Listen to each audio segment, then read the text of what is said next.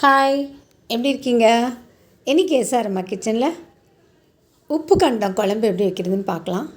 இது உப்பு கண்டம்னா காஞ்ச கறி, அதாவது மட்டன் இருக்குல்ல கறி, அதை நல்லா சின்னதாக கட் பண்ணிவிட்டு நிறைய உப்பு போட்டு மஞ்சத்தூள் போட்டு அப்படியே நல்லா பெரட்டிட்டு நல்லா வெயிலில் காய வச்சிடணும். 2-3 நாள் நல்லா வெயிலில் காய வச்சா அது நல்லா சுருங்கி வந்துடும். அதை எடுத்து வச்சுட்டு நம்ம யூஸ் பண்ணிக்கலாம்.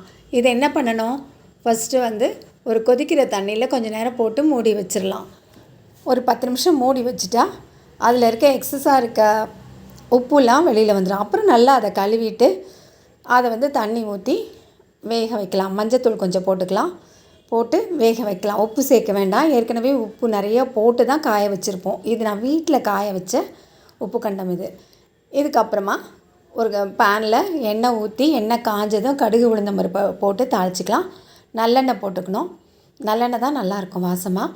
அப்புறம் சின்ன வெங்காயமோ பெரிய வெங்காயமோ எது இருக்கோ அதை கட் பண்ணி போட்டுக்கலாம். ஒரு 2 பெரிய வெங்காயம், சின்ன வெங்காயம் தான் ஒரு 15 சின்ன வெங்காயம் போட்டு நல்லா வதங்கினதுக்கப்புறமா இஞ்சி பூண்டு 1 டேபிள் ஸ்பூன் போட்டு அதையும் நல்லா வதக்கிடலாம். நல்லா வதங்கட்டும். வதங்கினதுக்கப்புறம் ஒரு தக்காளி, பெருசாக இருந்தால் 1, சின்னதாக இருந்தால் 2 போட்டுக்கலாம். நல்லா ஒரு தக்காளியை போட்டு நல்லா வதக்கிடலாம். அந்த எண்ணெயிலேயே நல்லா வதங்கிடட்டும். வதங்கினதுக்கப்புறமா நம்ம மசாலா தூள்லாம் சேர்த்துக்கலாம். இதுக்கு எவ்வளோ தேவை அப்படின்னா, இது கொஞ்சம் கறி தான், அதனால் ஒரு 3 டீஸ்பூன், டேபிள் ஸ்பூன் இல்லை டீஸ்பூன் மிளகாத்தூள், 2 டீஸ்பூன் மல்லித்தூள், கொஞ்சம் ஏற்கனவே மஞ்சத்தூள் சேர்த்துருக்கோம், அதனால் சும்மா கொஞ்சம் மஞ்சத்தூள் சேர்த்து அதை நல்லா அந்த எண்ணெயிலேயே வதக்கிடலாம். நல்லா வதங்கிடணும். பச்சை வாசனை போகிற அளவுக்கு நல்லா வதங்கிடணும்.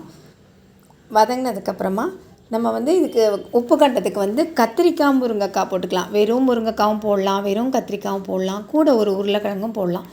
நம்ம விருப்பம்தான். அதையும் போட்டு வச்சா ரொம்ப நல்லாயிருக்கும். சாதாரணமாக நம்ம குழம்புல அப்படி போட மாட்டோம்.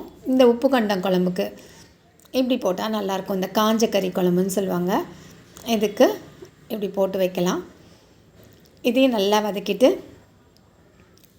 அந்த கறியை நம்ம ஒரு 7-8 சவுண்டு போட்டு நல்லா வேக வச்சிடணும். அது நல்லா சாஃப்டாக வெந்துடும். ஏன்னா நம்ம சுடுதண்ணியில் வேறு ஊற வச்சிட்டோம், அதனால் வெந்துடும்.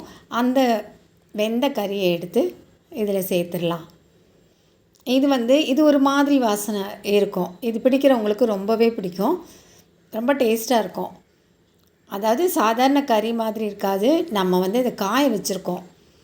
அதை அப்படியே மஞ்சத்தூளும் உப்பும் கல்லுப்பு போட்டு நல்லா பெரட்டி, முதல்ல கழுவலாம் கூடாது, அப்படியே கட் பண்ணோடனே அப்படியே அதில் பெரட்டி சிலர் மிளகாத்தூள்லாம் போடுவாங்க.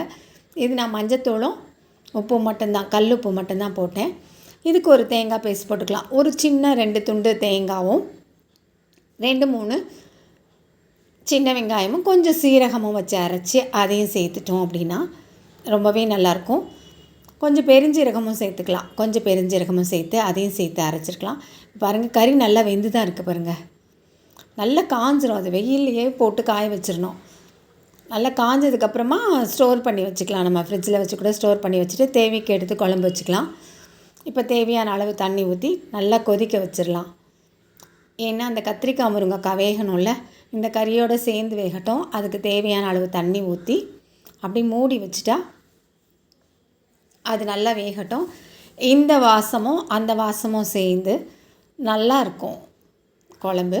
பாருங்கள், நல்லா வேகட்டும். இப்போ ஏற்கனவே உப்பு ஜாஸ்தி இருக்குது, அதனால் தேவைப்பட்டால் போட்டுக்கலாம்.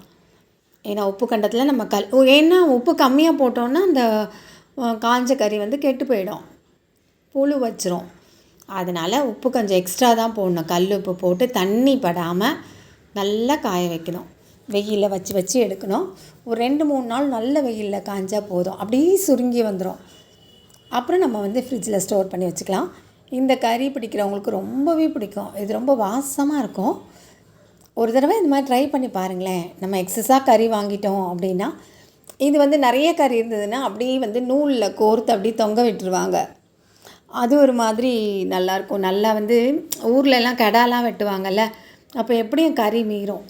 அப்போது என்ன பண்ணுவாங்க, மெல்லிசாக வெட்டி அப்படியே உப்பு போட்டு கல்லுப்பு போட்டு மஞ்சத்தூள்லாம் போட்டு நல்லா பெரட்டி, சிலர் மிளகாத்தூள் கூட போடுவாங்க. அது மாதிரி போட்டு அப்படியே நூலில் ட்வைன் நூலில் பெரிய ஊசி வச்சுக்கோ அப்படியே கோர்த்து கோர்த்து கோர்த்து அப்படி தோரணமாக அப்படி தொங்க விட்டு காய விடுவாங்க. ஏன்னா சில நேரம் வந்து வெயில் இருக்கும், வெயில் இருக்காது. அப்படின்னு இருக்கும்போது அப்படி அப்படி காய வைப்பாங்க. காஞ்சதுக்கப்புறம் தான் எடுத்து வைக்கணும். அது வரைக்கும் உள்ளே வச்சு மூடி வச்சா அது கெட்டு போயிடும்.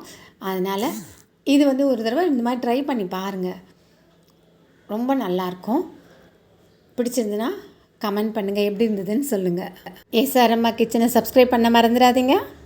உங்களோட ஃப்ரெண்ட்ஸ்க்கும் ஷேர் பண்ணிக்கோங்க. Thank you very much. Tata bye, see you.